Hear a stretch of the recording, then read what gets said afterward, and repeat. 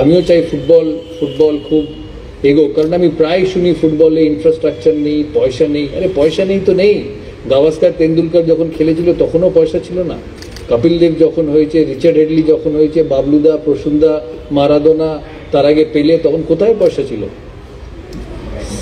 Sports calibre skill is not related to money. It's related to heart, it's related to want, it's related to determination.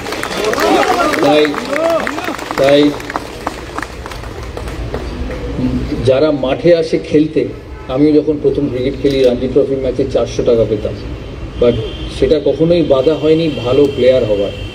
তো সেই জন্য ভালো football হওয়ার জন্য কত অর্থ, কত কি, সেটা ম্যাটার করে না। ম্যাটার করে একটা মাঠ, একটা ফুটবল, আর এখনকার দিনে ফিটনেস, স্ট্রেংথ, এগুলো অনেক বড় মাত্রায় এগিয়েছে।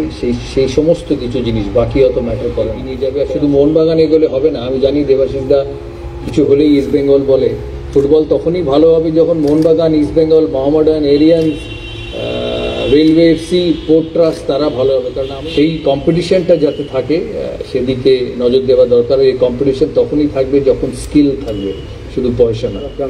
আমি একটা কথা এখানে বলবো, সৌরভকেও বলবো, অরূপদাকেও বলবো, যেটা সৌরভ বললো ইস্ট বেঙ্গল দেবাশিসদা করে। আমি একদম হৃদয় থেকে বলছি, আমি বিশ্বাস করি মোহনবাগান আর ইস্ট বেঙ্গল একে অপরের পরিপূরক। ওদের বাদ দিয়ে আমাদের অস্তিত্ব নেই, আমাদের বাদ দিয়ে ওদের অস্তিত্ব নেই। সেই জন্য ইস্ট বেঙ্গলকে করা মানে নিজেকে করা, নিজেকে উদ্বুদ্ধ করা, যেটা অরূপ বিশ্বাস বললেন। উনি পরোক্ষা মানুষ, সেই উনি যেটা বললেন, তবে ওদেরকে দেখে আমি উদ্বুদ্ধ করি নিজেকে।